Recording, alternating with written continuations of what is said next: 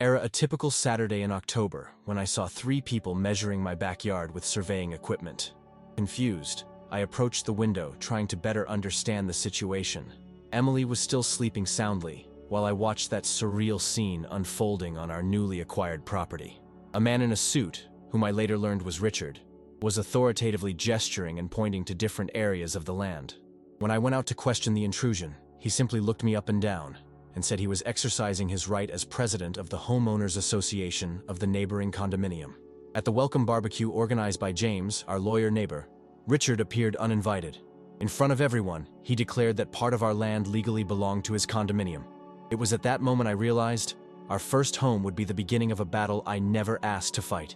Subscribe to the channel and give your like to have access to more stories like this.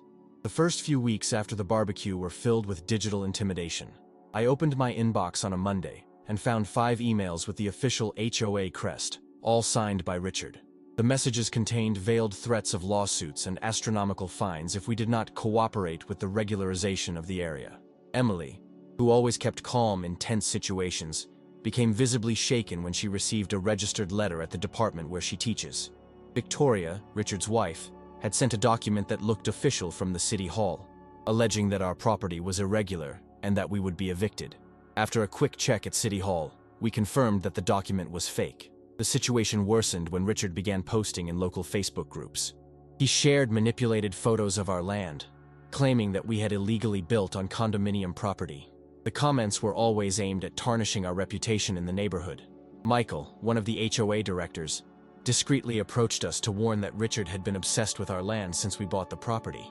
According to him, at the association meetings, Richard presented altered old floor plans and tried to convince other members that we had stolen land from the condominium. Margaret, our elderly neighbor, came to tell us that it wasn't the first time Richard had tried something like that. She had lived there for over 40 years and had witnessed other attempts by him to expand the condominium's territory, always using dubious documentation and psychological pressure against more vulnerable property owners. With the situation deteriorating, I decided to invest in a state-of-the-art security system. I installed motion sensor cameras at strategic points, all connected to my cell phone. Emily thought I was overreacting until we discovered the real reason behind Richard's obsession with our land.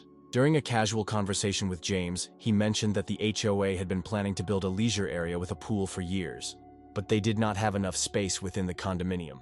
Analyzing the architectural projects that Michael secretly provided us, it became clear that Richard needed exactly the part of our land he claimed belonged to the condominium to make the construction possible. The threats began to spread through the condominium's WhatsApp group. Victoria shared messages saying that we were professional intruders and that we had a history of illegally occupying properties in other states. Several residents began to look at us with suspicion during their morning walks. Margaret introduced us to other longtime neighbors who confirmed the couple's pattern of behavior. Apparently, Richard and Victoria had built their real estate empire through questionable tactics, including intimidation and dubious documents. Now, even retired, they could not leave their old habits behind. The camera system began to record suspicious activities in the early morning hours. Unknown individuals were photographing our property and taking measurements. On one occasion, we caught Victoria trying to remove our boundary stakes. When confronted with the recording, she claimed she was just inspecting apparent irregularities. Tension reached a new level when Richard started circulating a petition among the residents, requesting our expulsion from the area. Most refused to sign, but the document showed how far he was willing to go. Emily began having trouble sleeping, worried about what else they might try. James suggested that we document everything meticulously. Every email, every camera recording, every attempt at defamation on social media. According to him, we were accumulating valuable evidence of the systematic harassment we were suffering. The extended Thanksgiving holiday brought an unpleasant surprise.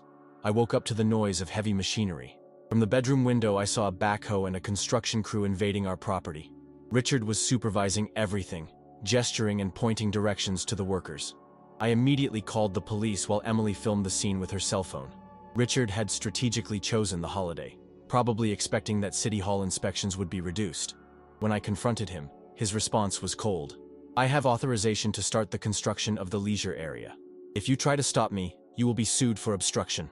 Officer Thompson arrived within minutes, equipped with his body cam. The police presence caused a commotion, and several neighbors came out of their houses to watch. Richard presented a document that supposedly authorized the construction, but the officer quickly identified inconsistencies. The issuance date was on a Sunday, when public offices were closed. The situation took an unexpected turn when Michael appeared, and, in front of everyone, declared that the HOA board had never officially approved that construction. Other board members began to approach, visibly disturbed by Richard's unilateral action. Victoria tried to calm the situation, but her confused explanation about emergency procedures only worsened the scene. An extraordinary assembly was convened right there, in the middle of the street. James, as the lawyer, conducted the impromptu meeting. Richard completely lost his composure when Michael presented the HOA financial records, revealing that funds meant for condominium maintenance had been diverted to special consultancies, all provided by shell companies linked to Richard. Officer Thompson documented everything with his body cam, while other officers who arrived as reinforcements collected witness statements from the neighbors. The construction crew, embarrassed, began to remove the equipment when it became clear that there was no legal authorization for the works.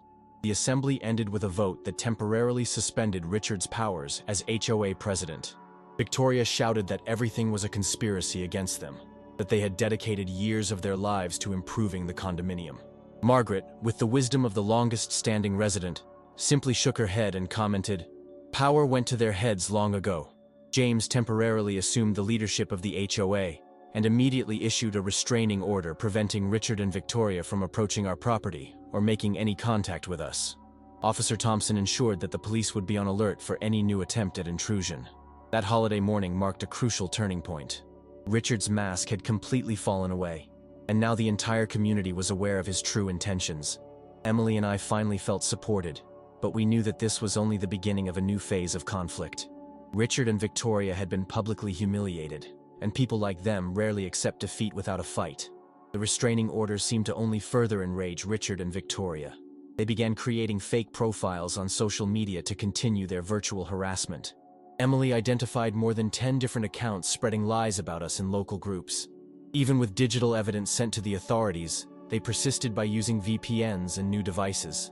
On a rainy Wednesday, while I was working from home, I heard the familiar noise of heavy equipment. A crew different from the previous one, more aggressive, began installing metal fences across our backyard. Victoria supervised the operation from inside her black SUV, purposely parked outside the perimeter established by the court order. I immediately activated our camera system to livestream on social media. James and other neighbors arrived within minutes, all filming with their cell phones. The confrontation began when I tried to talk to the construction site supervisor. Richard suddenly appeared, completely ignoring the restraining order, and began shouting that I was delaying a vital project for the community. The situation got out of control when Richard tried to push me away from the area where the fences were being installed.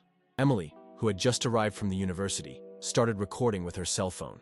Victoria got out of the car and tried to snatch the phone from her hands. James intervened to protect Emily, and Richard lunged at him. Margaret organized other neighbors to form a human barrier around our property. Michael arrived with official documents proving that there was no authorization for that construction. The construction crew supervisor, realizing the seriousness of the situation, ordered his men to stop immediately. Richard, completely beside himself, tried to start the tractor himself.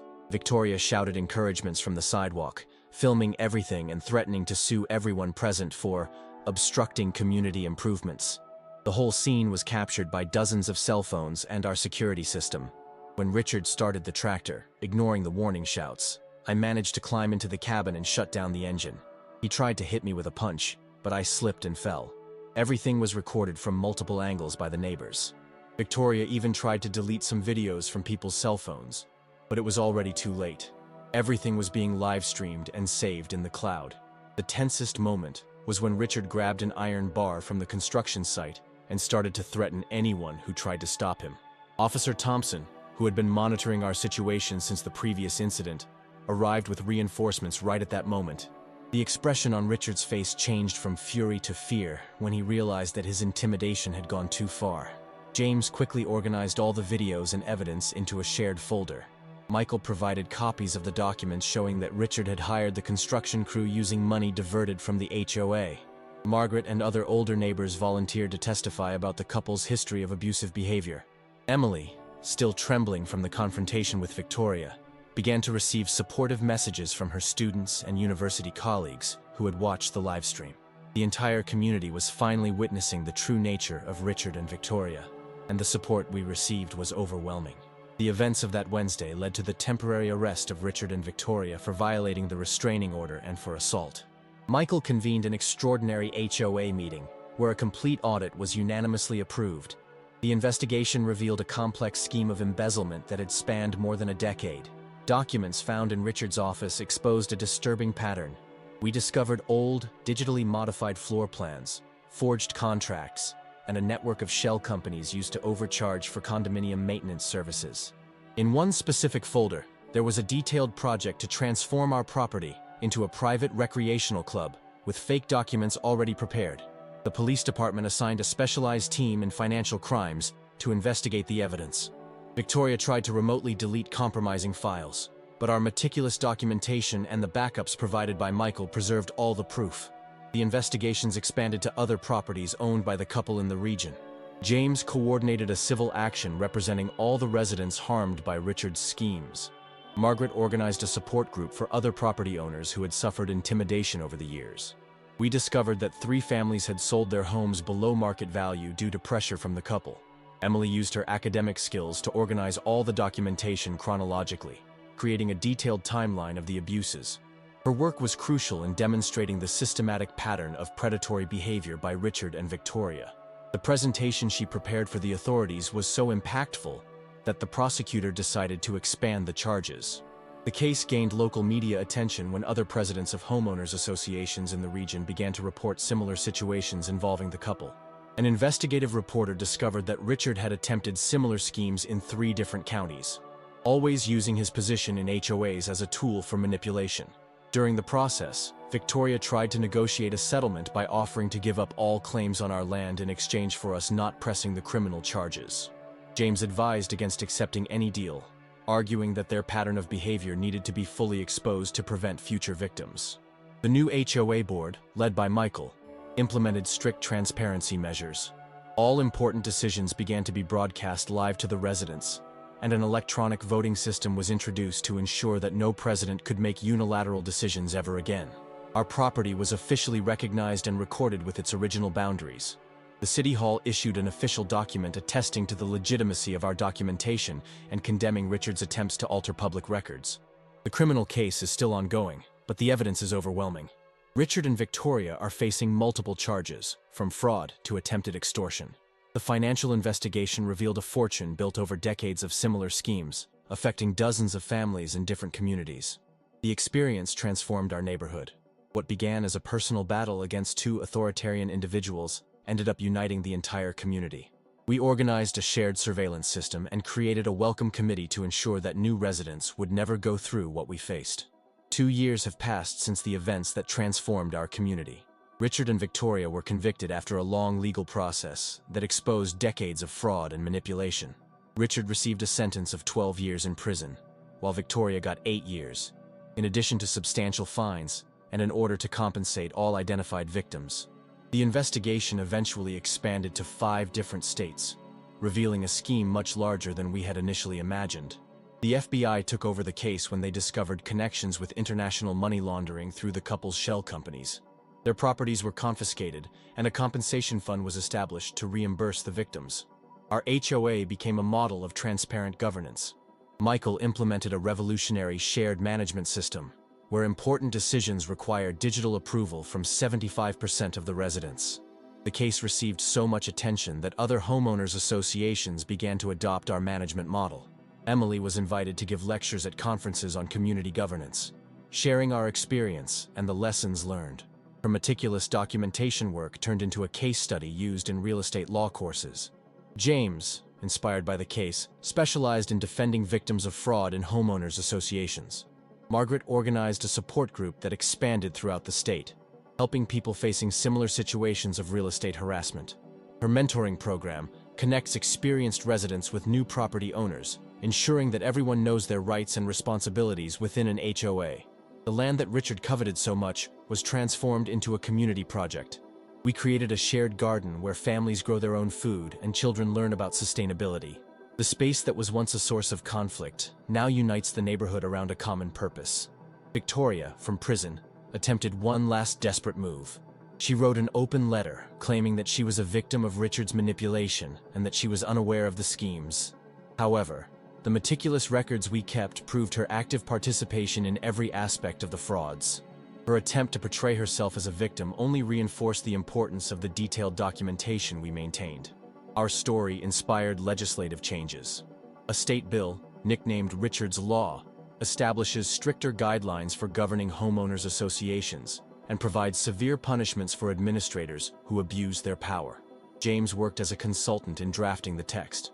The security system I installed during the crisis was expanded to the entire community. Strategically positioned cameras and a shared surveillance app allow residents to monitor common areas and alert each other about suspicious activities. The technology we once used to defend ourselves now protects everyone. Recently, we organized a community celebration to mark the second anniversary of our HOA's transformation. Residents shared stories, food, and plans for the future. The event coincided with the news that Richard's last resort had been denied, definitively closing the darkest chapter of our community. Emily and I sometimes reflect on how a simple land dispute turned into a community revolution. What Richard and Victoria never understood is that true power does not come from intimidation or control, but from unity and mutual respect among neighbors. The epilogue of this story continues to unfold in surprising ways. Last month, we received an unexpected letter from Victoria. Unlike her previous attempts at manipulation, this one seemed genuinely remorseful. She revealed details about other schemes by Richard that had not yet been discovered, helping authorities locate more victims. Our community has become a national example of recovery and renewal. News crews sometimes visit to document the implemented changes. The community garden we created won a state sustainability award, and our model of transparent governance has been adopted by more than 50 HOAs across the country. Michael, now a consultant in community governance, travels around the country sharing our experience.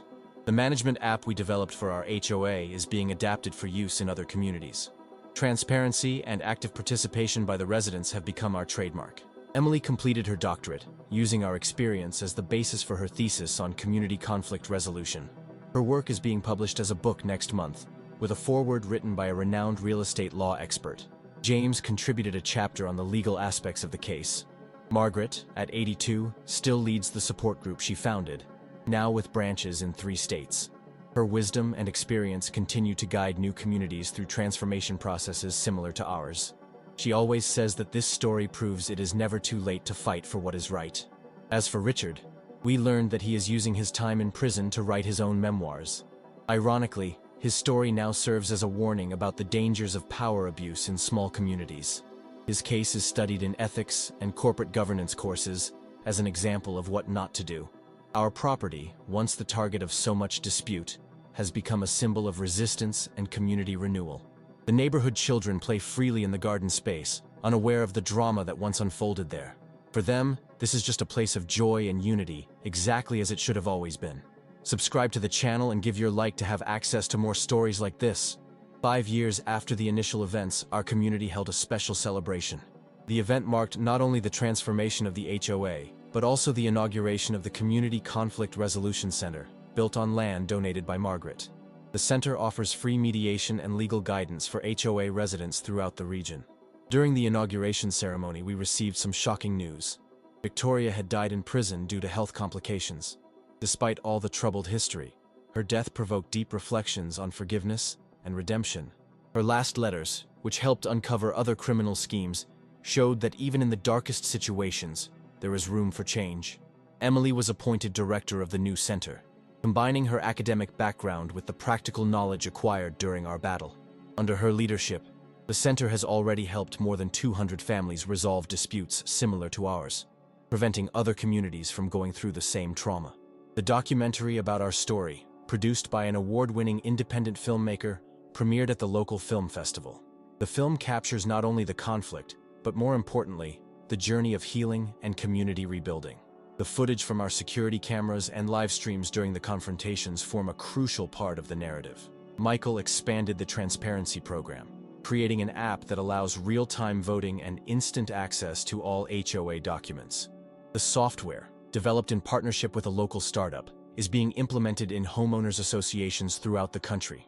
Richard, still serving his sentence, sent an open letter to the community through his lawyer. Unlike his previous statements, he admitted his mistakes and expressed genuine remorse for the damages caused. Although this does not change the past, his admission of guilt brought a sense of closure for many residents.